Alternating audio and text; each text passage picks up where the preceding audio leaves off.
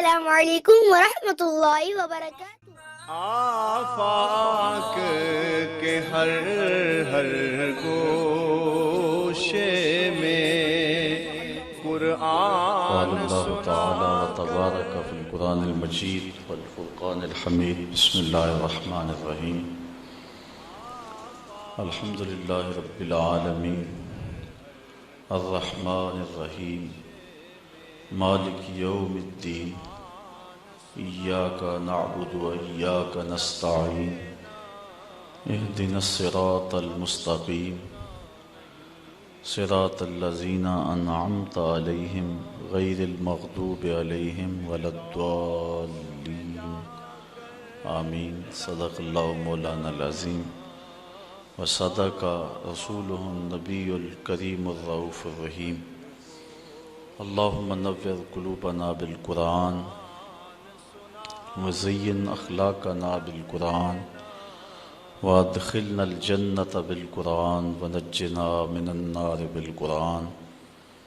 قال اللہ تعالی وتبارک وتعالی فی شان حبیبہ مخبرا وآمرا، ان اللہ وملائکتہ یصلون علی النبی یا ایہا الذین آمنوا صلوا علیہ وسلموا تسلیما۔ الصلاة والسلام علیک یا رسول اللہ وعلی آلک واصحابک یا محبوب رب العالمین۔ الصلاة والسلام علیک یا نبی الرحمہ وعلی آلک واصحابک یا رسول الملاحم۔ تمام حمد و ثنا، تعریف و توصیف اللہ جل مجدہ الکریم کی ذات بابرکات کے لیے، جو خالق کائنات بھی ہے اور مالک ششہات بھی۔ اللہ جل وعلا کی حمد و ثنا کے بعد حضور نبی اکرم شفیع امم رسول محتشم نبی مکرم صلی اللہ علیہ وسلم کے حضور ناز میں اپنی عقیدتوں، ارادتوں، محبتوں اور نیاز مندیوں کا خراج پیش کرنے کے بعد واجب الاحترام ذوی الاحتشام برادران اسلام، السلام علیکم ورحمۃ اللہ وبرکاتہ۔ آنے والے معزز محترم سامعین کو ماہ نور شہر رمضان المبارک کی آمد پر بصمیم قلب مبارکباد پیش کرتا ہوں۔ اللہ تعالیٰ جل شانہ ہمیں اس ماہ نور کی برکت نصیب فرمائے۔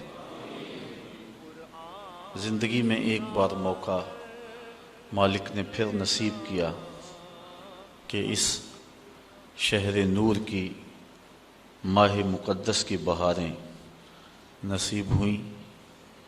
صلاۃ التراویح، سحری افطاری اور ذکر و اذکار، درس قرآن کے لطف دوبارہ نصیب ہوئے۔ اللہ تعالیٰ جل شانہ ان برکتوں اور رحمتوں کو دامن میں سمیٹنے کی توفیق نصیب فرمائے۔ این سعادت بزور بازو نیست، تا نہ بخشد خدائے بخشندہ۔ اللہ تعالیٰ جل شانہ کے محبوب علیہ السلام نے ارشاد فرمایا کہ اگر لوگوں کو پتہ چل جائے کہ ماہ رمضان میں کیا ہے تو وہ آرزو کریں کہ پورا سال ہی روزے رہیں اور یہ مہینہ پورے سال پہ پھیل جائے۔ اتنی رحمتیں اور اتنی برکتیں اس ماہ نور کے دامن میں ہیں جو اہل ایمان کو نصیب ہوتی ہیں۔ رمضان المبارک اللہ تعالیٰ جل شانہ کے ہونے کا یقین پختہ کرتا ہے۔ ایک تو یہ کہ ہم اس بات کو محسوس کرتے ہیں جو کہ حضور نے ارشاد فرمایا کہ جب ماہ صیام آتا ہے تو شیاطین جکڑ دیے جاتے ہیں، سلسلۃ الشیاطین۔ تو ہم اپنی آنکھوں سے دیکھتے ہیں وہی محلے، وہی گلیاں، وہی بازار، وہی شہر، وہی بستیاں وہی دیہات اور قریے ہوتے ہیں، لیکن جو ہی ماہ صیام کا چاند طلوع ہوتا ہے مسجدوں کے دروازے کھل جاتے ہیں اور محبتوں کا ہجوم ہوتا ہے، اور دوسری طرف ہم ایک نور اپنے دامن میں اترتا ہوا محسوس کرتے ہیں جو ہمارے بزرگ صوفیاء مراقبوں اور چلوں سے حاصل کرتے ہیں، محنت، تگ و تاز، جد و جہد، وظائف، پھر ایک نور پاتے ہیں اللہ جل شانہ کے ہونے کا، کہ وہ دیکھ رہا ہے ہمیں، یہ تیقن انہیں نصیب ہوتا ہے۔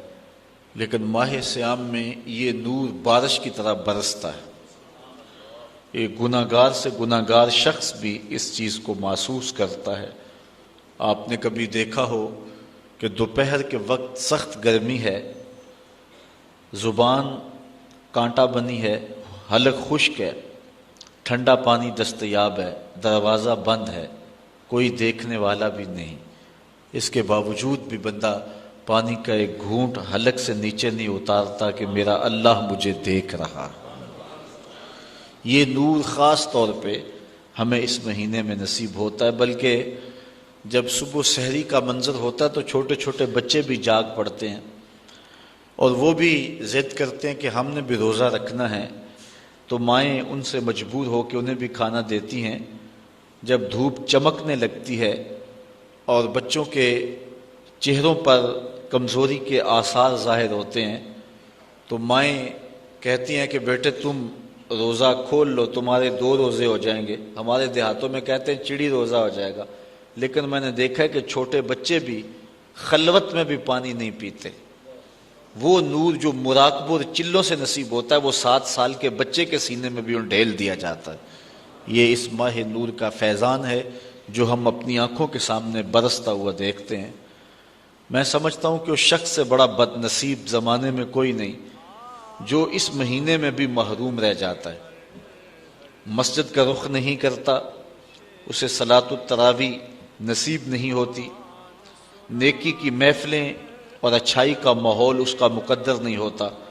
حضور علیہ السلام نے منبر کی 3 سیڑھیوں پہ قدم رکھتے آمین آمین فرمایا تھا۔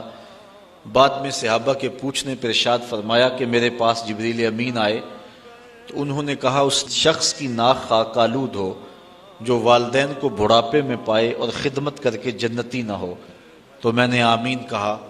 پھر کہا اس شخص کی ناک خاک آلود ہو جس نے ماہ صیام رمضان المبارک کو پایا اور عبادات کر کے اپنی بخشش نہ کروائی، تو میں نے آمین کہا۔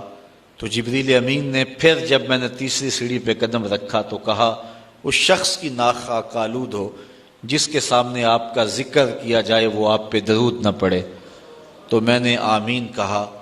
اب جبریل یہ کہنے والے ہوں اور حضور آمین فرمانے والے ہوں تو پھر دعا کی قبولیت میں شک کوئی نہیں رہتا، تو اس شخص سے بڑا بد نصیب کوئی نہیں جو اس ماہ صیام میں بھی محروم رہتا ہے۔ اللہ تعالی ہمیں، ہمارے گھر والوں کو، ہمارے عزیزوں کو، اقربا کو، بلکہ پوری امت مسلمہ کو اس ماہ نور کی برکت نصیب فرمائے، اور ہم میں سے رحمتوں کے اس موسم برسات میں کوئی شخص بھی محروم نہ رہے۔ آج کی اس نشست میں سورۃ الفاتحہ پہ کچھ گفتگو آپ کے گوش گزار کرنے کی کوشش کروں گا۔ آپ کی توجہ چند لمحوں کے لیے چاہوں گا، اللہ تعالیٰ میری زبان پر کلمۃ الحق جاری فرمائے۔ سورۃ الفاتحہ وہ بابرکت سورت ہے جو کہ مکہ المکرمہ میں حضور کے سینہ اطہر پہ نازل ہوئی۔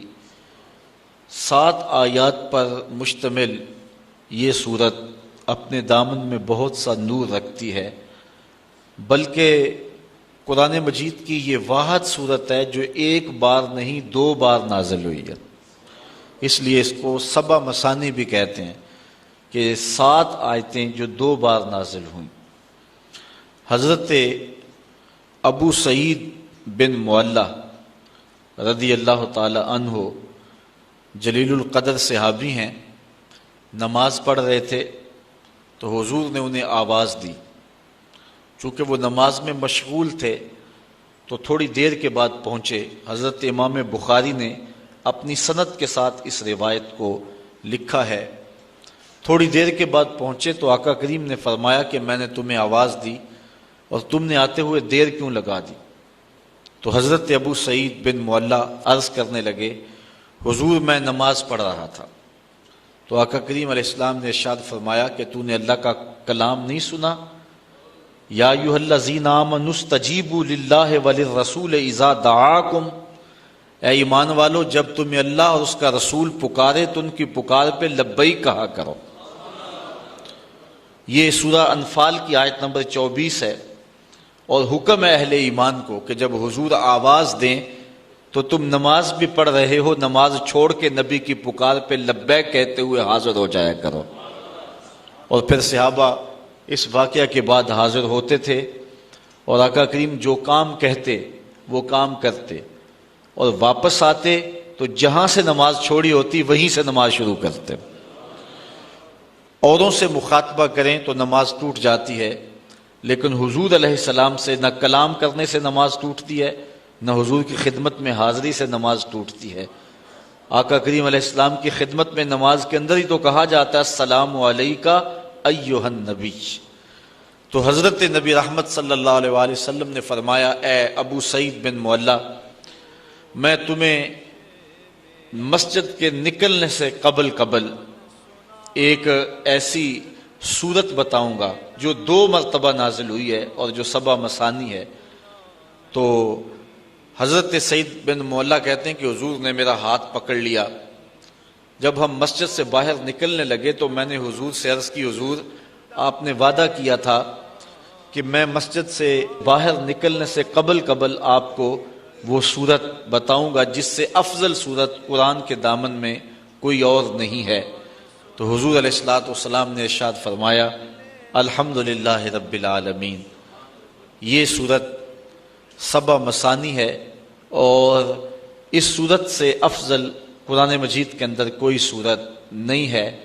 اور حضرت ابی بن کعب رضی اللہ تعالی عنہ سے بھی اسی طرح کی ایک روایت مروی ہے جس کو امام ترمذی نے اپنی سند کے ساتھ روایت کیا ہے کہ حضور علیہ السلام نے ان کو آواز دی تو وہ بھی دیر سے پہنچے، تو حضور نے ان کو بھی یہ کہا کہ تم نے اللہ تعالیٰ کا کلام نہیں سنا؟ جب اللہ اور اس کا رسول پکارے تو پکار پہ لبیک کہا کرو۔ اور پھر حضور نے ان کو فرمایا کہ میں تمہیں ایک ایسی صورت بتاتا ہوں کہ جس جیسی صورت نہ تورات میں ہے، نہ زبور میں ہے، نہ انجیل میں ہے، اور نہ اس جیسی کوئی دوسری صورت قرآن میں بھی ہے۔ تو پھر حضور نے سورۃ الفاتحہ کا بتایا۔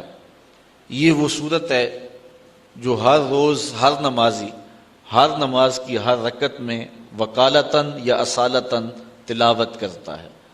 اگر کوئی 5 گانا نماز پڑھنے کی توفیق رکھتا ہے تو وہ دن میں 48 مرتبہ اس صورت کو تلاوت کرتا ہے۔ تو یہ وہ بابرکت صورت، یہ ہمیں کیا پیغام دیتی ہے؟ آج کی نشست میں ہم نے اس پہ مختصر گفتگو آپ کے گوش گزار کرنی ہے۔ قرآن مجید کے اندر کل 114 صورتیں ہیں۔ سورہ توبہ کے علاوہ ہر صورت کے ابتدا میں تسمیہ شریف بسم اللہ الرحمن الرحیم موجود ہے، جو احناف کے نزدیک 2 صورتوں کے فاصلے کے لیے لایا گیا ہے، جبکہ سورہ نمل میں بسم اللہ الرحمن الرحیم یہ جزو قرآن ہے۔ باقی مقامات پر صورتوں کے مابین فاصلے کے لیے اور فرق کرنے کے لیے تسمیہ کو لکھا جاتا ہے اور حصول برکت کے لیے۔ اور دوسرا حضور علیہ السلام کا فرمان بھی ہے کہ ہر کام کرنے سے قبل بسم اللہ شریف کی تلاوت کا جو حکم دیا حضور نے، تو اس کی تکمیل کے لیے ہر صورت سے قبل بسم اللہ شریف کی تلاوت کی جاتی ہے۔ اسی لیے احناف نماز کے اندر تسمیہ کو سرن پڑھتے ہیں، جہرن نہیں پڑھتے، اس لیے کہ یہ جزو صورت نہیں ہے۔ یہ اللہ کے بابرکت نام سے سورت کا آغاز ہو رہا ہے، اور اس کی حمد بولنے کے حکم نامے سے اس صورت کے مضامین شروع ہو رہے ہیں۔ الحمدللہ رب العالمین، تمام خوبیاں اللہ کے لیے جو تمام جہانوں کا پالنے والا ہے۔ حمد کسی کے اختیاری حسن پر جو تعریف کی جاتی ہے اسے عربی میں حمد کہتے ہیں۔ کسی کے غیر اختیاری حسن اور جمال پر جو تعریف کی جائے اسے مدح کہتے ہیں، اور کسی کے اختیاری حسن پہ جو تعریف کی جائے اسے عربی میں حمد کہا جاتا ہے۔ شکر اور حمد ان میں عموم خصوص کی نسبت پائی جاتی ہے کہ ہر شکر حمد ہے لیکن ہر حمد شکر نہیں ہے۔ کسی کی نعمت کے بدلے میں جو تعریف کی جائے، خوبیاں بیان کی جائیں، وہ شکر کہلاتی ہے، اور بغیر کسی کی نعمت کے شکریہ کے طور پہ، ویسے قدر شناسی کے طور پہ جو تعریف کی جائے اس کو عربی میں حمد کہتے ہیں۔ تو یہاں حمد کا حقدار کون ہے، حمد کس کے لیے ہو، تو یہاں یہی بیان فرمایا گیا، اور قرآن مجید کے اندر متعدد مقامات پر الحمدللہ کے لفظ موجود ہیں، اور جب یہ لفظ بندے کی زبان سے نکلتے ہیں تو حضور علیہ الصلوۃ والسلام نے فرمایا قیامت کے دن یہ میزان کے پلڑے کو جھکا کے دیں گے، اتنا وزن ہوگا اور ان کا جو ہے وہ اتنا تول ہوگا۔ الحمدللہ، تمام خوبیاں اللہ کے لیے۔ لفظ اللہ ذات باری تعالیٰ کا اسم ذاتی ہے۔ اس پر علماء نے بہت لمبی گفتگو کی ہے کہ یہ لفظ مفرد ہے یا مرکب ہے۔ بعض نے کہا مفرد ہے، بعض نے کہا مرکب ہے۔ جنہوں نے کہا مفرد ہے انہوں نے یہ دلیل دی کہ جب بھی یا اللہ کہتے ہیں تو یا اور اسم جلالت کے درمیان ایہا کو نہیں لایا جاتا۔ اگر یہ مرکب ہوتا تو ایہا کو ضرور لایا جاتا۔ یہ عربی میں قاعدہ ہے کہ وہ لفظ جو مرکب ہو، معرف باللام ہو، جب اس سے قبل حرف ندا لایا جائے تو مذکر سے قبل ایہا اور مؤنث سے قبل ایتھا لاتے ہیں۔ جس طرح یا ایہا الرسول، یا ایہا النبی، یا ایہا المزمل، یا ایہا المدثر، تو یہاں مزمل کے اوپر یا مدثر یا النبی کے اوپر الف لام ہے، تو یا اور معرف باللام لفظ کے درمیان ایہا لائے، اور اگر مؤنث ہے تو ایتھا لائیں گے، یا ایتھا النفس المطمئنہ، وہاں ایتھا ہے، اور یہاں یہ لفظ نہیں لایا گیا، اور اگر اس کو لایا جائے تذکیر و تانیث کے لحاظ سے تو کفر ہوگا، لہٰذا یہ لفظ مفرد ہے، مرکب نہیں ہے۔ اور جو لوگ اس کو مرکب مانتے ہیں وہ کہتے ہیں کہ یہ الہن کے اوپر الف لام لگایا گیا، اور پھر جو ہے وہ ایک الف کو گرایا گیا، الہ تھا تو ایک الف کو گرا دیا گیا تو اللہ بن گیا۔ لیکن ان کی دلیل یہ ہے کہ آپ نے دیکھا ہے کہ کبھی بھی لفظ اللہ کے اوپر تنوین نہیں آتی، یعنی اللہن نہیں آتا، جبکہ جو مفرد لفظ ہوتا ہے جب وہ پڑھا جائے تو اس کے اوپر تنوین آتی ہے، زیدن، زیدن، زیدن، مختلف صورتوں میں، لیکن لفظ اللہ کے اوپر کبھی بھی تنوین نہیں آتی۔ اور تنوین کے لیے معنی کیا چیز ہے؟ وہ کہتے ہیں الف لام معنی ہے، چونکہ جس لفظ کے اوپر الف لام آ جائے اس کے اوپر تنوین نہیں آتی، لہٰذا یہ معرف باللام ہے اور اس وجہ سے اس کے اوپر تنوین نہیں آتی۔ اگر یہ بات ہے تو پھر اگر معرف باللام ہے تو پھر یا اور حرف جو منادہ ہے ان دونوں کے درمیان میں ایہا کیوں نہیں لائے؟ اور دوسری بات، اگر یہ مفرد ہے تو پھر دلیل یہ ہے کہ اس کے اوپر تنوین کیوں نہیں آتی؟ تو جس طرح اللہ کی ذات سمجھ میں نہیں آتی، اس کا اسم بھی سمجھ کی حدود سے برا ہے۔ سیبویہ نے مرنے کے بعد کسی کو خواب میں اس کو دیکھا، اس سے ملاقات ہوئی، اس نے کہا کہ بتا تیرا حال مرنے کے بعد کیا ہوا؟ تو سیبویہ نے جو جواب دیا، میں یہ تھوڑی سی بحث کی ہے اس لفظ کے اوپر، وہ اسی لیے کی کہ سیبویہ نے جو جواب دیا ہم بھی اس کے مستحق ہو جائیں، ورنہ یہ مشکل بحث تھی، لیکن میں نے اس کے باوجود اس بحث کو چھیڑا اور دو چار باتیں اس پہ کر دیں۔ سیبویہ کہتا ہے میں ساری زندگی لفظوں کی کھال ادھیڑتا رہا اور بال کی کھال ادھیڑتا رہا، اور ساری زندگی میں لفظوں میں الجھا رہا، قرآن مجید کے معنی مطالب اس کی طرف میں نہ گیا اور میں لفظوں پر ہی ساری زندگی بحث کی۔ مرنے کے بعد میرے مالک نے مجھے بخش دیا، تو میں نے عرض کی کہ مالک میرا کون سا نیک عمل تھا جس کی وجہ سے مجھے بخش دیا؟ تو ارشاد ہوا کہ تو نے لفظوں پہ ساری زندگی بحث کی، یہ تیرا کوئی ایسا عمل نہیں تھا، لیکن لفظوں میں بحث کرتے کرتے میرا نام بھی اس لفظوں کے اندر آیا، لفظ اللہ۔ کسی نے کہا یہ نکرہ تھا، الف لام لگا کے معرفہ بنایا گیا، کسی نے کہا یہ علم ہونے کی وجہ سے معرفہ ہے، لوگوں نے اس پہ بحثیں کی، لیکن سیبویہ کہتا ہے کہ میں نے کہا کہ یہ پہلے ہی معرفہ تھا، لیکن اس میں جلالت ہونے کی وجہ سے اس کو مزید معرفہ کر دیا گیا، تو یہ عارف المعارف ہے، یہ معرفہ کا بھی معرفہ ہے۔ کہتا کہ میں نے اس کے بابرکت نام کو عارف المعارف کہا، تو اللہ تعالیٰ جل شانہ کو میری یہ ادا پسند آ گئی اور میری مغفرت فرما دی۔ اس لیے میں اس کے بابرکت نام پہ تھوڑی سی بات کی ہے کہ باوجود کہ یہ علماء کا موضوع ہے، لیکن سارے لوگ پوری توجہ سے اس گفتگو کو سن رہے تھے۔ کس لیے سن رہے تھے؟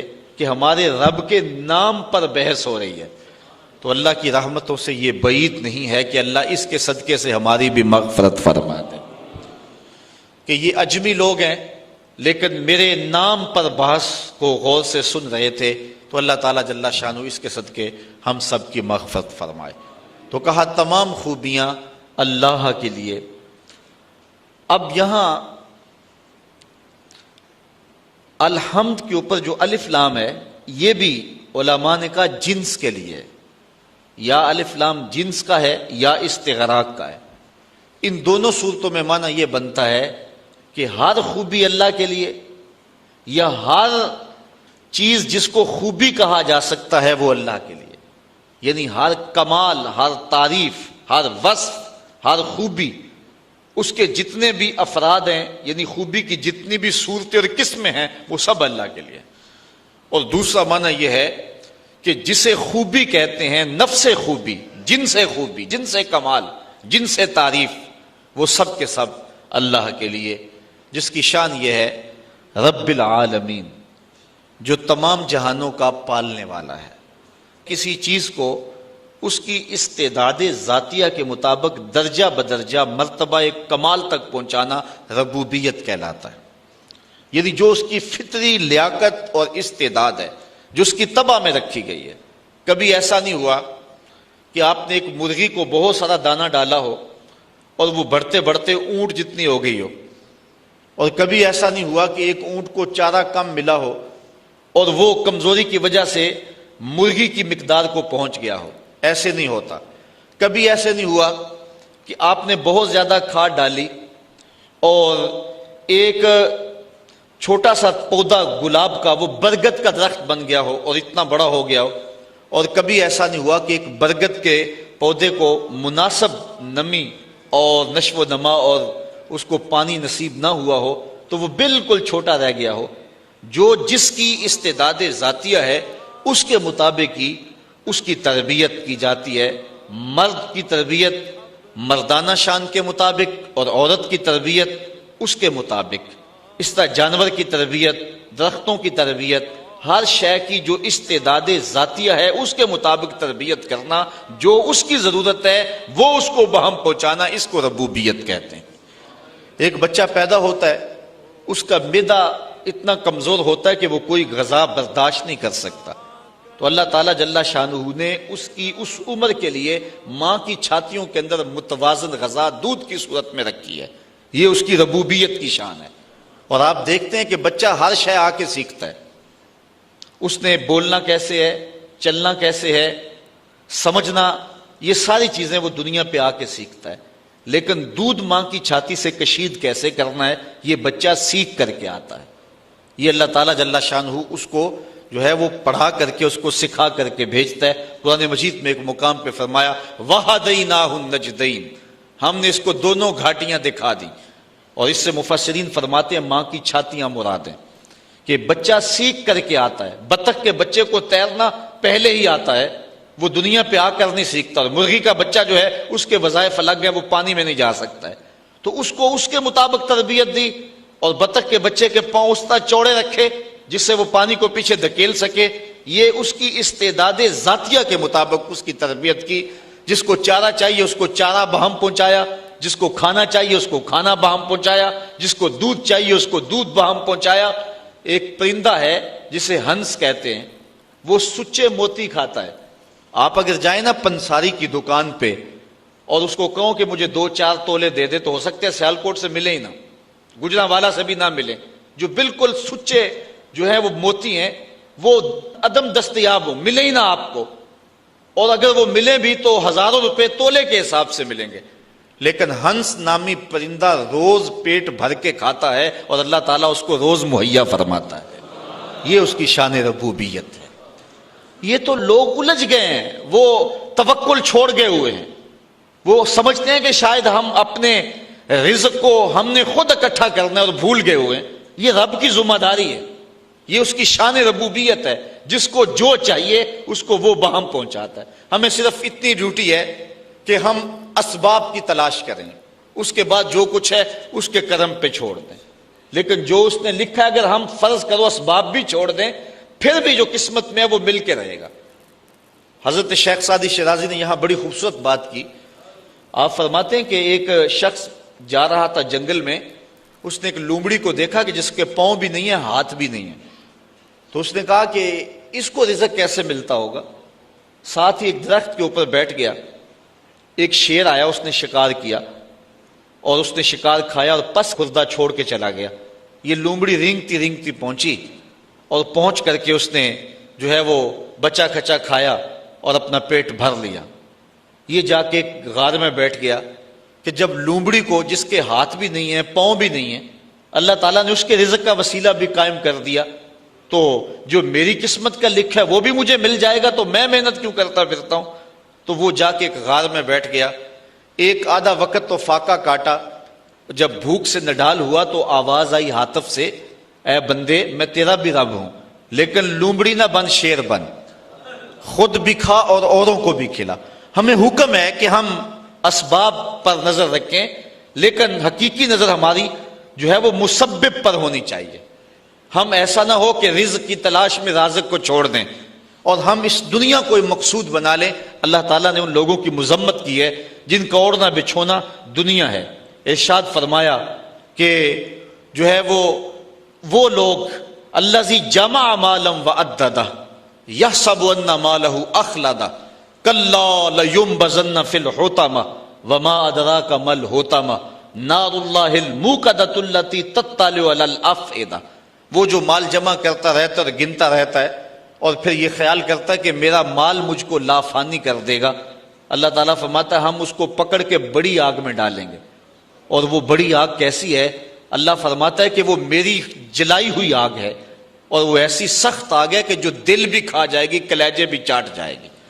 تو اس آگ میں ہم اس بدبخت کو ڈالیں گے جو رزق کی تلاش میں رازق کو بھول گیا ہوا ہے، اور جس نے رزق کو مقصود اور قبلہ جان سمجھ لیا ہے۔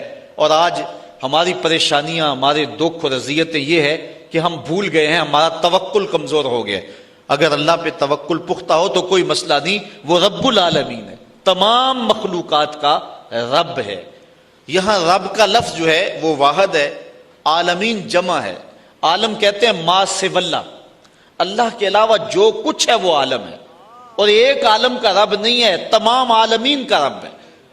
پرندوں کا بھی رب وہی ہے، درندوں کا رب بھی وہی ہے، چوپایوں کا رب بھی وہی ہے، چڑیوں کا رب بھی وہی ہے، جو پانی میں تیرنے والے، زمین پہ رینگنے والے، ہواؤں میں اڑنے والے، حتیٰ کہ آگ کے اندر پرورش پانے والے، اور انسانوں، جانوروں، حیوانوں، بہائم، ہر ایک کا رب وہی ہے۔ تمام کائنات کو برابر دے رہا ہے. کوئی مانتا اسے بھی دے رہا ہے اور جو نہیں مانتا اسے بھی دے رہا ہے. یہاں وہ رب المسلمین نہیں کہا کہ مسلمانوں کا رب ہے، یہ بھی نہیں کہا کہ انسانوں کا رب ہے، یہ بھی نہیں کہا کہ فرما برداروں اور متیوں کا رب ہے، کہا وہ تمام عالم کا رب ہے. کائنات کی ہر شے کا رب وہی ایک اللہ ہے جو کہ تمام تعریفوں کا حقدار ہے اور تمام مدح و ستائش اور حمد و توصیف جس کے لائق ہے. وہ ایک سب کا خالق ہے اور سب کا رازق ہے اور سب کا رب ہے، اور اسی کو زیبا ہے کہ وہ سب کو رزق دے. ماننے والوں کو بھی دے رہا ہے، نہ ماننے والوں کو بھی دے رہا ہے، جو نہیں مانتے ان کو بھی دے رہا ہے، بلکہ ان کو زیادہ دے رہا ہے. بلکہ ایک حدیث میں آتا ہے کہ اگر مسلمانوں کی دل شکنی کا لحاظ اور خیال نہ ہو تو کافروں کے گھروں کی سیڑھیاں جو ہیں وہ سونے چاندی کی بنا ڈالوں، اتنا ان کو دوں. لیکن یہ کہیں گے ہمیں تو زیادہ ہی رگڑ دیا گیا، کافر کو بخشے حور و قصور اور مومن کے لیے فقط وعدہ حور. پہلے شکوہ کر دیا گیا، پھر تو اور زیادہ شکوہ کریں گے. لیکن وہ ہر ایک کا مالک ہے، جو نہیں مانتا اسے بھی دے رہا ہے، جو مانتا اسے بھی دے رہا ہے. جو اس کے حضور سجدہ ریز نہیں ہوتا رب اس کا بھی ہے، اور جو اس کے حضور پانچوں وقت سجدہ ریز ہوتا ہے رب اس کا بھی ہے. کبھی سورج کو نہیں کہا یہ میرے نافرمانوں کا گھر ہے، اس کے گھر میں روشنی نہ بکھیرنا. یہ مجھے سجدہ نہیں کرتا، ہوا تو اس گھر میں آکسیجن نہ پہنچانا. کبھی چاند کو نہیں کہا تیری چاندنی فلاں کے آنگن میں نہیں اترنی چاہیے، وہ میرے نافرمانوں کا گھر ہے. کہا جس طرح با یزید کے گھر میں روشنی کرتا ہے سورج، اس گناہگار کے گھر میں بھی ایسے ہی کرنی ہے. چاہے گناہگار ہے لیکن میں اس کا بھی اسی طرح رب ہوں جس طرح با یزید بستامی کا رب ہوں. اب تھوڑا سا ایک اور اس پہ نقطہ سمجھنے کی کوشش کیجئے. عالمین اتنے ہیں اور رب ایک ہے. یہاں رب کا لفظ واحد ہے اور عالمین بہت سارے ہیں. یہاں یہ بات عقیدے کی سمجھ میں آتی ہے کہ ایک رب کے کئی عالم ہو سکتے ہیں، یعنی کئی عالمین کا ایک رب ہو سکتا ہے. ایک باپ کے کئی بیٹے ہو سکتے ہیں، اور ایک شوہر کی کئی بیویاں ہو سکتی ہیں، ایک آقا کے کئی غلام ہو سکتے ہیں، اور ایک رب کے کئی بندے ہو سکتے ہیں. لیکن ایک بندے کے کئی رب نہیں ہو سکتے، ایک بیوی کے کئی شوہر نہیں ہو سکتے، اور ایک غلام کے کئی آقا نہیں ہو سکتے ہیں. یہ شان ہے کیونکہ ایک رب کے کئی مملوک اور کئی مربوب ہو سکتے ہیں، وہ سب پر کرم نوازی فرمائے، لیکن ایک مربوب کے کئی رب نہیں ہو سکتے.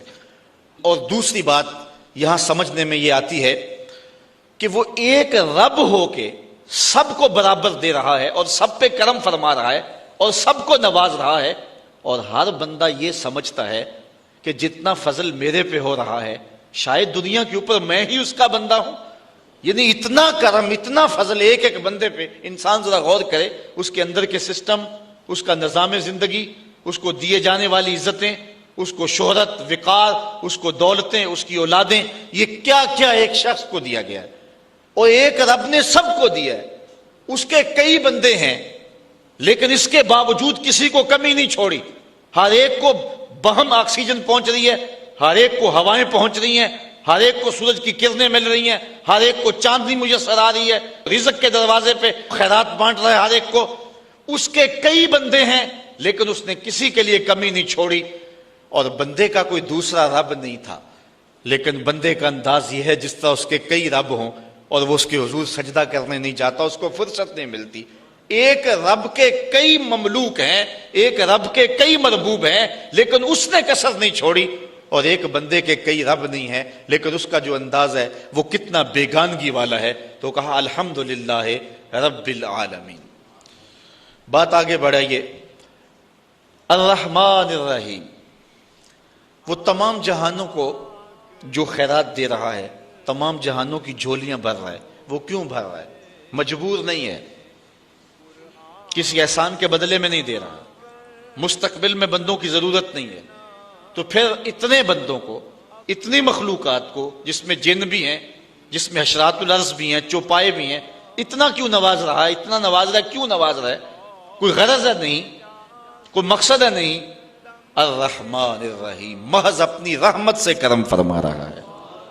رحمت اللہ تعالیٰ جل شانہ کی مخلوق پر شفقت ہے. اس شفقت کے سبب اللہ تعالیٰ جل شانہ پوری مخلوق کو نواز رہا ہے۔ رحمان اور رحیم یہ دونوں مبالغے کے صیغے ہیں، اور اللہ تعالیٰ جل شانہ کی رحمت عمیم کا تذکرہ ہے۔ رحمان میں زیادہ جو ہے وہ رحمتوں کا ذکر ہے، یہ زیادہ مبالغہ رحیم سے، اور اسی لیے کسی شخص کے لیے رحمان کا لفظ نہیں بولا جا سکتا۔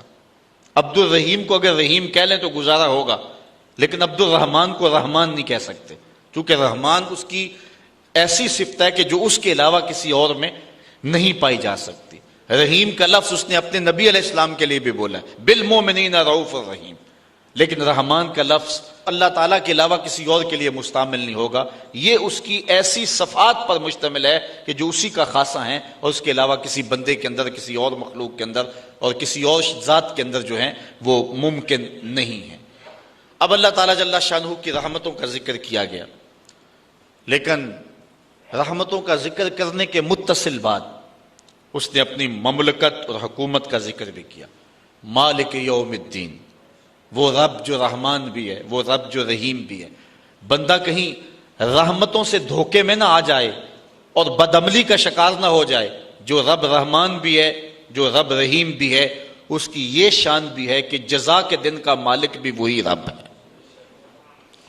وہ دن جو 50,000 سال پہ مشتمل دن ہوگا، جس دن اللہ کا آخری اور ٹل فیصلہ آئے گا، جس فیصلے کے بعد کوئی فیصلہ نہیں ہوگا، نہ کوئی اپیل ہو سکے گی۔ یہاں تو سول کورٹ سے سیشن کورٹ میں، وہاں سے جو ہے وہ ہائی کورٹ میں، وہاں سے سپریم کورٹ میں چلے جاتے ہیں، لیکن وہ آخری فیصلہ ہوگا، اس کے بعد کوئی کورٹ نہیں ہے اور نہ کوئی دن ہے اس کے بعد۔ جو فیصلہ ہوگا وہ ٹل ہوگا اور وہ طے ہوگا۔ اس لیے بندے کو ساتھ ڈرایا بھی گیا ہے، کیونکہ ایمان خوف اور امید کی کیفیت کے درمیان ہے۔ حضرت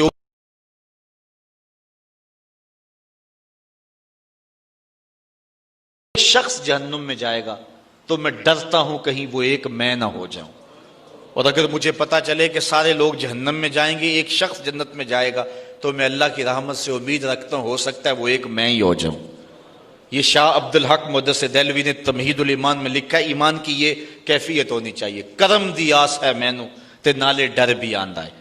رحمان اور رحیم صفت کا ذکر کرتے ہی ساتھ کہہ دیا مالک یوم الدین، جزا کے دن کا مالک بھی وہی رب ہے، یعنی قیامت کے دن کا مالک بھی وہی رب ہے جو 50,000 سال پہ مشتمل۔ یہاں ایک نکتہ آپ کی گوش گزار کرنا چاہتا ہوں، اور یقیناً آپ اس سے حظ اور لطف حاصل کریں گے، اور اگر اس پہ تدبر کر لیا جائے تو بڑے اختلافات مٹائے جا سکتے ہیں۔ اللہ تعالیٰ جل شانہ نے یہاں اپنی صفت بیان کی کہ وہ جزا کے دن کا، یعنی قیامت کے دن کا مالک ہے۔ جو باقی دن ہیں ان کا مالک کون ہے؟ یقیناً ان کا مالک بھی اللہ ہے۔ ہفتے کے دن کا، اتوار کے دن کا، جمعے کے دن کا، عید کے دن کا، عاشورے کے دن کا، سارے دنوں کا مالک وہ ہے۔ لیکن جب اس نے اپنا تعارف کروایا ہے تو تعارف میں مالک یوم الدین، جزا کے دن کا مالک ہونا بتایا۔ تو یہ ایک اصول سمجھ لیں، اور اس اصول کو سمجھنے سے بہت کچھ سمجھنا ہوگا۔ جب کسی شخص کا تعارف کروایا جاتا ہے تو اس کی عظمت کا بڑا حوالہ بطور تعارف پیش کیا جاتا ہے، اگرچہ اس کے تعارف کے اور بھی بہت سارے حوالے ہوں، لیکن جب تعارف کسی کا کروایا جائے اور وہ تعارف عظمت والا ہو تو پھر اس کی عظمت کا بڑا حوالہ جو ہے وہ پیش کیا جاتا ہے۔ ایک معمار ہے جس نے مینار پاکستان بنایا ہے، پارلیمنٹ ہاؤس بھی اسی نے بنایا ہے، بڑے بڑے عالی نصب پلازے اس نے بنائے ہیں۔ تو وہ اتفاق سے آپ کے محلے میں رہتا تھا، ایک دن چھٹی پہ آیا ہوا تھا، آپ نے کہا تھا ہماری گلی کا پانی نہیں نکلتا، اس نے کہا یہ جو نالی جا رہی ہے پانی والی، اس کا لیول ٹھیک نہیں ہے، تم 2 نوجوان بلاؤ نا تو یہ اس کی اینٹیں کھیڑ دیں، میں ایسی ترتیب سے لگا دوں گا کہ پانی ایک قطرہ بھی نہیں ٹھہرے گا۔ تو آپ نے اینٹیں کھیڑ دیں، اس نے ترتیب سے سلیقے سے لگا دی، اب پانی کا ایک قطرہ بھی نہیں ٹھہرتا۔ تو جس نے مینار پاکستان بنایا ہے، جس نے پارلیمنٹ ہاؤس تعمیر کیا، بڑے عالی نصب پلازے بنائے ہیں، اس نے آپ کے محلے کی اس نالی کو بھی بنایا ہے۔ اب کسی فورم پہ اس کا اگر یہ تعارف کروائیں کہ جناب اب آپ کے سامنے وہ معمار تشریف لاتے ہیں جو فلاں شہر کے فلاں محلے کی فلاں گلی کی گندی نالی بنانے والے ہیں، تو مجھے بتاؤ جس نے تعارف کروایا اس نے جھوٹ بولا یا سچ بولا؟ جھوٹ تو نہیں بولا، لیکن یہ اس کا تعارف کروایا یا اس کے تذلیل کی؟ بولا بھی سچ لیکن اس کی تذلیل کر کے رکھ دی، چونکہ اس کا جب تعارف کروانا تھا تو اس کی عظمت کا بڑا حوالہ پیش کرنا چاہیے تھا۔ اگر کوئی میرا شخص یہ تعارف کروائے کہ اب آپ کے سامنے خطاب کرنے کے لیے وہ شخص آتا ہے کہ جو الحمدللہ پرائمری پاس ہے، تو اس میں کوئی شک ہے؟ لیکن میں کہوں گا کہ میری دوسری ڈگریاں تمہیں نظر نہیں آتی؟ جب پرائمری پاس ہونے کے حوالے سے میرا تعارف کروایا جائے گا تو سامعین کے ذہن میں یہ بات آئے گی کہ اس کے تعلیم کا معیار یہی ہے، اس سے آگے کچھ نہیں ہے، تو یہ میں غصہ کر جاؤں گا کہ یہ میرا تعارف نہیں کروایا جا رہا، یہ میری تذلیل کی جا رہی ہے۔ اس لیے یہ اصول ہے، جب کسی شخص کا تعارف کروایا جائے تو اس کی عظمت کا بڑا حوالہ پیش کیا جاتا ہے، چھوٹے حوالے سے تعارف نہیں کروایا جاتا۔ اسی لیے حضرات علماء نے کہا کہ جس نے کہا میں خنزیر اور کتے کے رب کی قسم کھاتا ہوں، اس نے اللہ کی توہین کی ہے۔ مجھے بتاؤ خنزیر اور کتے کا رب کون ہے؟ یقیناً اللہ ہے، اس میں تو کوئی شک نہیں ہے۔ لیکن جس نے یہ تعارف کروایا کہ میں لیٹرین کی گندی اینٹوں کے رب کی قسم کھاتا ہوں، تو بتاؤ اس نے اللہ کی توہین کی یا اللہ کا تعارف کروایا؟ قسم کھائی اللہ کی، لیکن اس نے کہا میں اپنے گھر کی لیٹرین کی گندی اینٹوں کے رب کی قسم کھاتا ہوں، اس نے توہین کی۔ علماء کہتے ہیں کافر ہو گیا، جبکہ ان اینٹوں کا رب اللہ ہے، لیکن اس کے باوجود علماء کہتے ہیں کافر ہو گیا، اس لیے کہ اس نے توہین کی ہے، اس نے تذلیل کی ہے۔ اس نے یہ کیوں کہا کہ میں اپنے گھر کی لیٹرین کی گندی اینٹوں کے رب کی قسم کھاتا ہوں؟ اس نے یہ کیوں نہیں کہا کہ میں کعبے کے رب کی قسم کھاتا ہوں؟ اس نے یہ کیوں نہیں کہا میں محمد عربی کے رب کی قسم کھاتا ہوں؟ اس کو یوں کہنا چاہیے تھا، یہ عظمت تھی۔ اب بات سچی ہے لیکن توہین ہو گئی۔ اس نقطے کو سمجھنا، بہت سارے مسائل آپ حل کر لیں گے اس ایک نقطے سے، کہ کسی کا تعارف جب کروایا جائے اس کی عظمت کا بڑا حوالہ پیش کیا جاتا ہے۔ یہاں یہ نہیں کہا منگل کے رب کی قسم، یہاں یہ نہیں کہا کہ رحمان اور رحیم وہ ہے جو جمعرات کا رب ہے، جو اتوار اور پیر کا رب ہے، نہیں، بلکہ کہا جو جزا کے دن کا رب ہے۔ جب تعارف کروایا گیا تو عظمت کا بڑا حوالہ پیش کیا گیا، جو سب سے بڑا دن تھا اس کا تعارف کروایا گیا۔ اب اس نقطے کو ذہن میں اگر آپ بٹھا چکے ہیں تو میں تھوڑا سا اس دور میں جو فتنے مچے ہوئے ہیں ان کی طرف آؤں۔ اگر کوئی کہتا ہے کہ حضور بشر ہیں تو وہ جھوٹ نہیں بولتا، بولتا سچ ہی ہے، اس میں کوئی شک نہیں کہ حضور بشر ہیں، یقیناً بشر ہیں، لیکن حضور کا تعارف بشریت سے کرواتے ہو؟ بشر تو گلیوں میں گھومتے پھرتے ہیں، جب محبوب کا تعارف کرنا ہے تو امام الانبیاء کے حوالے سے کرواؤ، بشریت سے تعارف نہیں کراؤ گے، نبیوں کی امامت سے کرواؤ گے۔ اگر کوئی شخص میرا تعارف یہ کرواتا ہے کہ پرائمری پاس مولوی صاحب خطاب کرنے آتے ہیں، تو بتاؤ میں اپنی عزت سمجھوں گا یا اپنی توہین سمجھوں گا؟ میں سمجھوں گا بول سچ رہا ہے لیکن مجھے ڈیگریڈ کرنا چاہتا ہے، میری تذلیل کرنا چاہتا ہے، اس کے دل میں میرے لیے کھوٹ ہے۔ جو شخص بشریت سے حضور کی تعارف کرواتا ہے، بشر تو ابو جہل بھی ہے۔ تو یہاں مجھے خطیب الاسلام علیہ رحمہ کا ایک جملہ یاد آیا، جو میں گھنٹہ بھی تقریر کروں اس موضوع پہ تو وہ ایک جملہ ہی بھاری ہے۔ فرمایا کرتے تھے تو نے حلیمہ کی بکریوں کے پیچھے پیچھے دیکھا، سدرہ پر جبریل کے آگے آگے نہیں دیکھا۔ اور اقبال کہتے ہیں کہ تو نے یوسف کو کنویں میں دیکھا تو کیا دیکھا، تو نے یوسف کو کنویں میں دیکھا تو کیا دیکھا، ارے ناداں جو مطلق تھا مقید کر دیا تو نے، تو ابھی تک کنویں میں دیکھ رہا ہے، وہ مصر کے تخت کا مالک بھی بنا ہوا ہے۔ تو دیکھنے والی نظر کنویں میں دیکھ رہی ہے، لیکن محبت والے مصر کے تخت پہ بیٹھا ہوا دیکھ رہے ہیں۔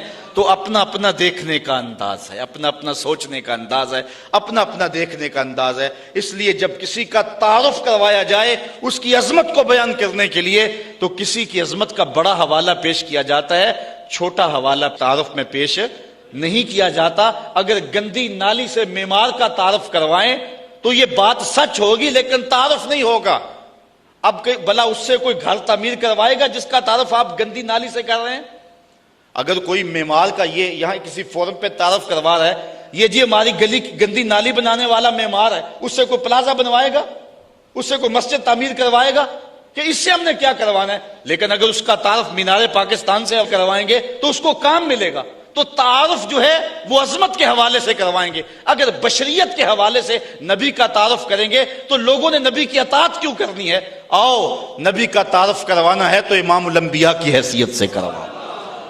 نبی کا تعارف کروانا ہے تو اس انداز سے نہ کرواؤ کہ وہ گلیوں میں گھومتے تھے. انگلی کا تعارف کروانا ہے تو اس انداز سے نہ کرواؤ کہ اس انگلی کو پسینہ آ جاتا تھا اور اس انگلی سے روٹی کے ٹکڑے توڑتے تھے. اس انداز سے انگلی کا تعارف کرو، یہ اٹھاتے تھے چاند کے ٹکڑے ہوتے تھے. اگر سینے کا تعارف کروانا ہے تو علم نشرہ کے حوالے سے کرواؤ. آنکھ کا تعارف کروانا ہے تو ما زاغ البصر کے حوالے سے تعارف کرواؤ. اللہ اکبر. تو یہ ہے ایک انداز. تو کہا مالک یوم الدین، وہ رب جو رحمان اور رحیم ہے اس کی شان یہ ہے کہ جزا کے دن کا مالک بھی وہی رب ہے. ایاک نعبد و ایاک نستعین، ہم تیری ہی عبادت کرتے ہیں اور تجھ ہی سے مدد چاہتے ہیں. اللہ اکبر. یہاں ایاکا کو مقدم کرنے سے حسر پیدا ہوا، اور حسر کا معنی اگر ہوتا نا نعبد و ایاکا، جس طرح کہ عربی میں ضابطہ ہے پہلے فعل آتا ہے اور مفعول بعد میں آتا ہے، لیکن یہاں ایاکا جو مفعول ہے اس کو پہلے لایا گیا، حسر پیدا ہو گیا. ورنہ ہوتا ہم تیری عبادت کرتے ہیں. اب اس کا معنی ہوا ہم تیری ہی عبادت کرتے ہیں.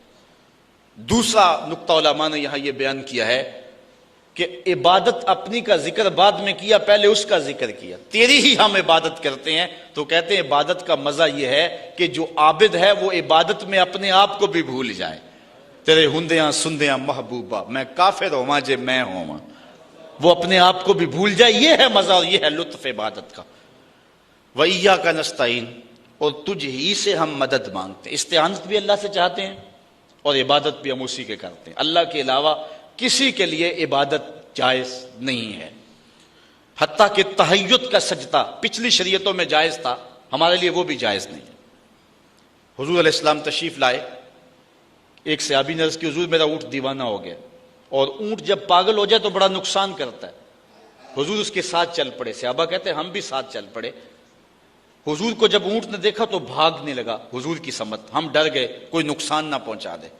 لیکن ہم نے پھر منظر اپنی آنکھوں سے کیا دیکھا کہ اس نے آ کے حضور کے قدموں میں سجدہ کر دیا. تو ہم نے عرض کی نحن احق ان نسجد للنبی صلی اللہ علیہ وسلم، حضور ہمارا بھی جی چاہتا ہے ہم آپ کو سجدہ کریں. یہ اونٹ ہو کے سجدہ کر رہا ہے، سجدہ عبادت نہیں، سجدہ تعظیم. تو ہم بھی آپ کو سجدہ کریں، ہمارا بھی جی چاہتا ہے.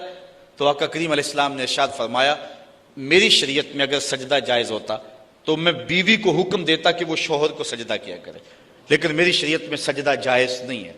تو تحیت کے طور پہ بھی اس شریعت میں سجدہ جائز نہیں ہے. اسی طرح استعانت، مدد مانگنا، وہ بھی اللہ سے مانگیں گے، پکاریں گے اسے، اسی کے حضور ہم دست طلب دراز کریں گے.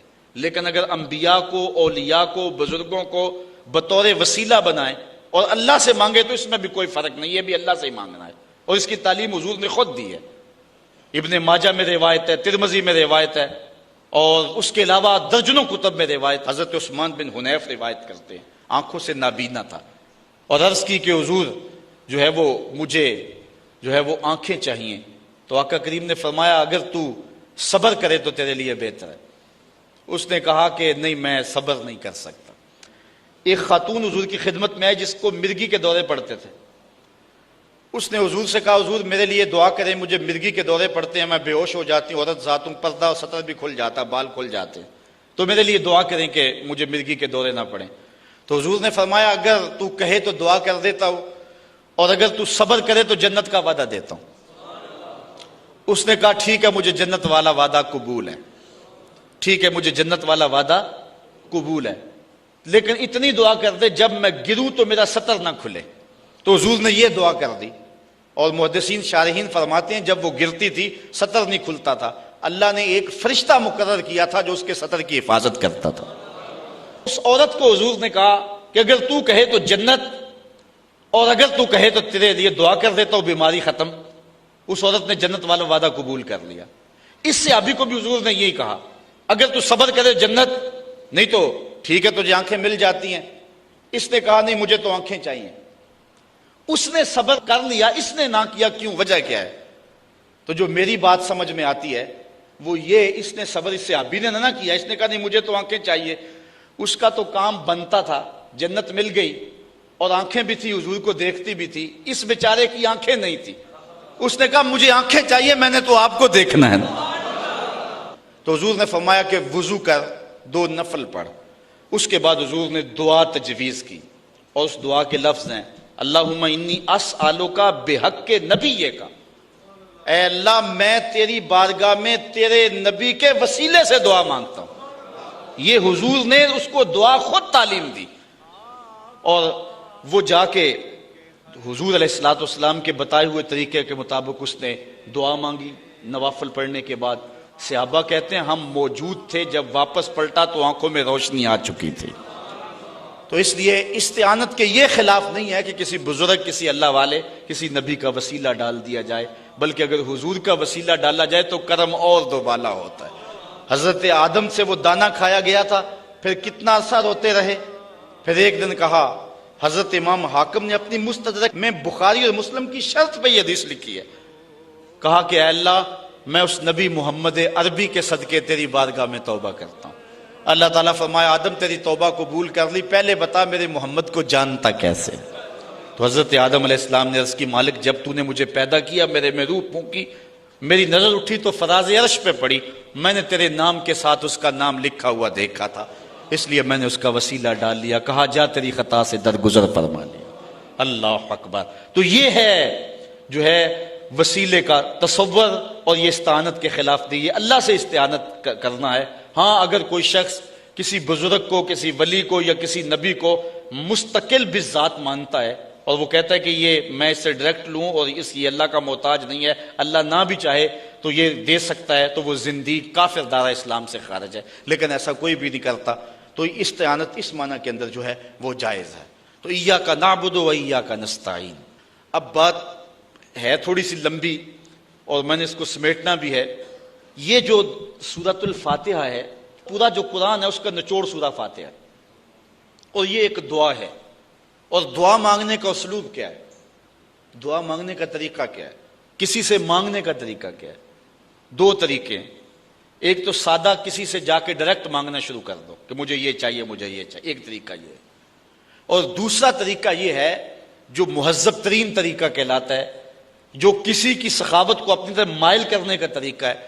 جس سے مانگنا ہے پہلے اس کی تعریف کرو، پھر اس کی نرم دلی کا تذکرہ کرو، پھر اس کے مال و دولت کا ذکر کرو کہ میں کسی کنگال سے نہیں مانگ رہا، پھر اس کے بعد اپنی اس کے ساتھ جو وفاداری کا تعلق ہے اس کو بیان کرو، پھر جھولی پھیلاؤ، پھر جو ہے وہ دینے والا تمہاری جھولی بھر دے گا۔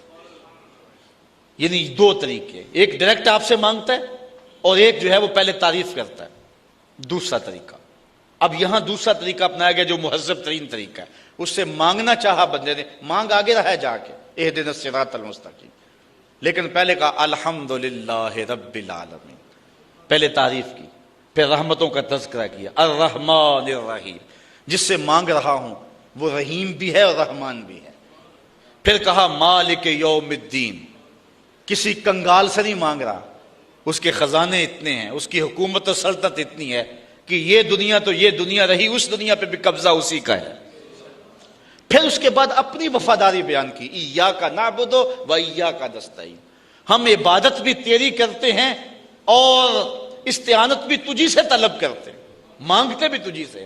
دیکھو نا ایک سائل ہے جو لاری اڈے پہ اترا، ایک ایک دکان پہ مانگتا مانگتا آپ کی دکان پہ بھی آ گیا، آپ کے سامنے بھی اس نے ہاتھ پھیلایا، مانگا اس طریقے سے، جو ابا و اجداد سے شروع ہوا، شانے بیان کرنے لگا، جھولی پھیلا دی۔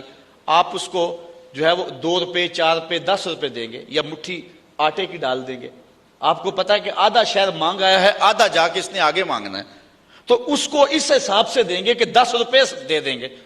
لیکن اگر کوئی سائل ہو جو لاری اڈے سے اتر کے سجی ہوئی دکانیں چھوڑ کے صرف آپ کے پاس آئے اور کہے پیچھے بھی شہر چھوڑ آیا ہوں، آگے بھی شہر پڑا ہوا ہے، لیکن میں نے کسی در پہ نہیں جانا، میں تم ہی سے لینا ہے، تو پھر بتاؤ تم اسے مٹھی آٹے کی دو گے، 10 روپے دو گے یا اس کی ضرورت پوری کرو گے؟ یہاں بندہ کہہ رہا ہے ایاک نعبد و ایاک نستعین، مالک نہ کسی اور سے مانگتا ہوں نہ کسی اور کے آگے سر ٹیکتا ہوں، میں مانگتا بھی تجھ سے ہوں، پوچھتا بھی تجھے ہوں۔ اور پھر تعریفیں کر کے مانگتا کیا ہے، مانگتا کیا ہے، سوال کیا کرتا ہے؟ اہدنا الصراط المستقیم، کتنی اہم چیز ہے جس کے لیے اتنی لمبی تمہید باندھی، جو بندہ طلب کرتا ہے روزانہ، ہر نمازی ہر نماز کی ہر رکعت میں مانگتا ہے، اپنے رب سے سوال کرتا ہے اہدنا الصراط المستقیم، اے اللہ مجھے سیدھی راہ پہ چلا دے۔ بعض نے اس کا ترجمہ لکھا ہے کہ ہمیں سیدھی راہ دکھا دے۔ اگر اس کا یہ ترجمہ ہے تو جس نے نماز کے لیے وضو کیا ہوا ہے، مصلی پہ کھڑا ہے، قبلہ رخ کھڑا ہے، اس نے ابھی تک دیکھا ہی نہیں ہے۔ دیکھا ہے تو نماز کے لیے آیا ہے نا، دیکھا ہے تو رکوع و قیام کر رہا ہے نا، دیکھا ہے تو وضو کیا ہوا ہے نا۔ تو یہاں دیکھنے کے معنی میں نہیں ہے، ارات الطریق کے معنی میں نہیں ہے، یہاں اصال الی المطلوب کے معنی میں ہے۔ یہ معنی ہے ہدایت کے۔ ہدایت کا معنی ارشاد بھی ہے، ارات الطریق، دیکھنا۔ آپ سے کسی نے پوچھا میں فلان جگہ پہ جانا ہے، آپ نے کہا سیدھے ہو جائیں، دائیں ہو جانا، آگے چوک آئے گا تو بائیں مڑ جانا، پھر اس سے بعد سیدھے ہو جانا، پھر گلی آئے گی، آگے ایسے ہو جانا۔ اس طرح آپ نے اس کو، یہ ہے ارات الطریق، اس میں بھٹکنے کا اندیشہ ہے، راستہ گمنے کا اندیشہ ہے۔ اور دوسرا یہ ہے، آپ سے کسی نے راستہ پوچھا، آپ نے اس کا بازو پکڑا، جہاں جانا تھا وہاں پہنچا دیا، اس میں بھٹکنے کا اندیشہ باقی نہیں رہتا۔ تو بندہ یہ نہیں کہتا مجھے راستہ دکھا دے، کہا مالک دیکھا تو ہے لیکن راستے میں شیطان کھڑا ہے، میری منزل مار لے گا، تو دستے کرم بڑا، اہدنا الصراط المستقیم، مجھے منزل پہ پہنچا دے۔ یہ ہے مفہوم اہدنا الصراط المستقیم۔ تو جب یہ سوال کیا تو پھر منزل مل گئی، صراط الذین انعمت علیہم، کہا راستہ ان لوگوں کا جن پر تیرا انعام ہوا۔ میرے انعام یافتہ بندے، اللہ کے انعام یافتہ بندے کون ہیں؟ خود فرماتا ہے، نبی ہیں، صدیق ہیں، شہید ہیں، صالحین، یہ چار گروہ انعام یافتہ ہیں۔ ان کا راستہ مل گیا تو پھر ہدایت مل گئی، ان کی راہ قدم مل گئی، نقوش پا مل گیا تو پھر ہدایت مل گئی۔ اگر ان کا راستہ نہیں ملا تو پھر ہدایت نہیں ملی۔ لیکن آگے پھر فرمایا غیر المغضوب علیہم ولا الضالین، گمراہوں کا نہ دکھانا اور جن پر تیرا غضب ہوا ہے ان کا راستہ نہ دکھانا، یعنی انعام بھی ہوا ہو غضب بھی نہ ہوا ہو۔ یعنی دنیا کے لوگ دنیا کو انعام سمجھتے ہیں نا، فرعون پہ انعام تو ہوا ہے نا، حکومت ملی، تخت و تاج ملے، کیا کچھ ملا، لیکن ساتھ اللہ کا غضب بھی ہوا ہے، قہر بھی ہوا ہے۔ نمرود پہ، حامان پہ، قارون پہ کرم تو ہوا ہے لیکن ساتھ قہر اور غضب بھی ہوا ہے۔ دنیا کے اوپر کتنے لوگ ہیں جنہوں تخت و تاج مل جاتا تو وہ کہتے ہیں ہمارے پہ اللہ راضی نہ ہوتا تو ہمیں یہ تخت و تاج کیسے ملتے، یہ اللہ کی رضا کی دلیل ہے۔ انعام ہے ایک دنیاوی اعتبار سے لیکن ساتھ قہر و غضب بھی ہے۔ تو کہا مالک ان کا راستہ دکھا جن پہ انعام ہوا ہو لیکن قہر و غضب بھی نہ ہوا ہو۔ کچھ لوگ ہیں انعام ہوا ہے لیکن ساتھ قہر و غضب بھی ہوا ہے، ہمیں ان لوگوں کا راستہ دکھا جن پہ انعام بھی ہوا ہو، قہر و غضب بھی نہ ہوا ہو۔ اللہ اکبر۔ حضرت امام ترمذی نے اپنی سند سے روایت لکھی ہے کہ غیر المغضوب سے مراد یہودی ہیں اور ضالین سے مراد جو ہیں وہ عیسائی ہیں۔ نہ یہودیوں کا راستہ دکھا نہ عیسائیوں کا راستہ دکھا، ہمیں اسلام کا راستہ دکھا دے، راستے پہ چلا دے جو اسلام کی راہ ہے۔ اور ایک معنی یہ ہے کہ مغضوب علیہ سے مراد جن پر اللہ کا غضب ہوا ہے وہ مشرکین ہیں، اور جو ضالین ہیں وہ منافق ہیں جنہوں نے ہدایت کو دیکھ کے پھر پھسل گئے۔ تو نہ منافقوں کے راستے پہ چلا نہ مشرکوں کے راستے پہ، بلکہ ہمیں اسلام کی راہ پہ چلا دے۔ جب یہ اللہ کے حضور مانگ لیا، یہ مطالبہ کر لیا اور ہر روز مانگ لیا۔ اچھا یہاں ایک اور بات ہے کہ جس چیز کو، جس شخص کو پہلے ہی منزل نصیب ہے، بالخصوص حضور کی ذات ہے، آقا کریم علیہ السلام کی ذات والا صفات ہے، حضور تو سیدھی راہ پہ چلے ہیں، لوگوں کو چلا رہے ہیں اور گامزن ہے منزل پہ، تو پھر اس کا معنی کیا ہوگا؟ حضور بھی یہی دعا مانگتے ہیں روز۔ تو علماء کہتے ہیں کہ اس کا مفہوم یہ ہوگا اس راستے پہ استقامت نصیب فرما دے۔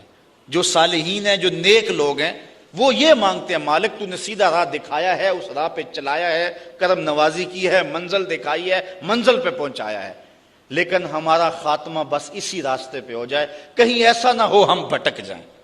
چونکہ اتنے لوگ ہیں دنیا کے اوپر جو آخر پہ پہنچے بھٹک گئے۔ امام بخاری نے کتاب الایمان میں روایت درج کی ہے، ایک تابعی کہتے ہیں میں 30 صحابہ سے ملا ہوں اور میں نے ہر ایک کو سخت فکر مند خاتمے کے بارے میں پایا۔ ہر بندہ کہتا تھا بس خاتمہ ٹھیک ہو جائے۔ رنگا رنگ سہیلیاں پرن کڑے، پر پریا اس دا جانیے جس دا توڑ چڑھے۔ کتنے لوگ ہیں کہ جو درجہ کمال تک پہنچے ہوتے ہیں آخر خراب ہو جاتا ہے۔ اس لیے فرمایا انما الاعمال بالخواتیم، اعمال کا دار و مدار حسن خاتمہ پہ ہے۔ بلم بن بورا کی مثال ہمارے سامنے، مستجاب الدعوات ولی تھا بنی اسرائیل کا، جب دعا کے لیے ہاتھ اٹھاتا تو منہ پہ ہاتھ بعد میں پھیرتا، قبولیت پہلے ہو جاتی، اتنا مستجاب الدعوات تھا، لیکن پھر بھٹکا بہکا، آخر خراب ہو گیا۔ اسی کے بارے میں قرآن میں ہے مثلہ کمثل الکلب، اس کی مثال کتے کی مثال ہے، زبان لٹک گئی، جس طرح کتا زمین چاٹتا ہے وہ چاٹتا تھا، چونکہ حضرت موسیٰ علیہ السلام کے خلاف بد دعا کرنے لگا لیکن اپنے خلاف نکل آئی۔ اب تھا مستجاب الدعوت اور زمرہ اولیاء میں اس کا شمار تھا، خود ابلیس دیکھ لے، شیطان دیکھ لے، معلم الملکوت تھا، فرشتوں کا استاد تھا، لیکن کہاں سے گرا اور کہاں پہنچا۔ اب جتنی دیر تک ہم اس پہ لعنت نہیں کر لیتے، تلاوت قرآن کی شروع نہیں کرتے، تھا کس مقام پر، گیا کہاں۔ اسی لیے میاں صاحب بولے پڑھنے اتے مان کرینا تے نہ آکھی میں پڑھیا، او جبار کہار صداوے متا روڑ دے وے دودھ کڑیا۔ اس لیے روز مانگتے ہیں اہدنا الصراط المستقیم، اے میرے مالک اگر ہمیں سیدھی راہ پہ گامزن کیا ہے تو ہمارے پاؤں پھسلنے نہ پائیں، ہمیں منزل مقصود پہ پہنچا دے۔ حضرت بایزید سے کسی بڑھیا نے پوچھا حضرت ایک مسئلہ تو بتائیں، میرے گدھے کی 2 مچھی ہے یا آپ کی داڑھی اچھی ہے؟ تو بایزید بستامی روئے، فرمانے لگے بڑھیا تیرے سوال کا جواب فی الحال میرے پاس نہیں ہے، ابھی زندگی کی سانسیں باقی ہیں، پتہ نہیں کیا بنے گا۔ خیر بایزید کا انتقال ہو گیا، بڑھیا کو خواب میں ملے، اس نے کہا حضرت سنائیے، کہا اللہ کا شکر ہے میرا خاتمہ ایمان پہ ہو گیا، اب تیرے گدھے کی دم کو میری داڑھی سے کیا نسبت ہو سکتی ہے؟ بڑھیا نے کہا بتائیے آپ کے رب نے آپ کے ساتھ سلوک کیا۔ یہ بات سنے اور ٹھنڈے ہو کے گھروں کو جائیں۔ حضرت بایزید بستامی کہتے ہیں جب میں اس کے روبرو پیش ہوا تو میرے مالک نے کہا اے بوڑھے بتا میرے پاس کیا لے کر آیا، 72 سال کی عمر میں انتقال ہوا تھا۔ آواز آئی ہے بوڑھے بتا میرے پاس کیا لے کر آیا ہے؟ تو کہتے ہیں میں نے آگے سے کہا مالک بادشاہوں کی چوکھٹ پہ فقیر آئیں تو بادشاہ فقیروں کو یہ تو نہیں کہتے کیا لے کر آئے ہو، شہنشاہ تو فقیروں کو یہی کہتے ہیں کیا لینے آئے ہو۔ میں لے کر کچھ نہیں آیا، تیری رحمت لینے آیا ہوں، اللہ تعالیٰ نے بغیر حساب کے میری مغفرت فرما۔ آمین۔ جب یہ صورت مکمل ہوتی تو حضور آمین پکارتے، اس کا معنی ہے اللہ ہماری دعا قبول کر دے، اللہ مجھے آپ کو اپنی رحمتوں کا نور دے۔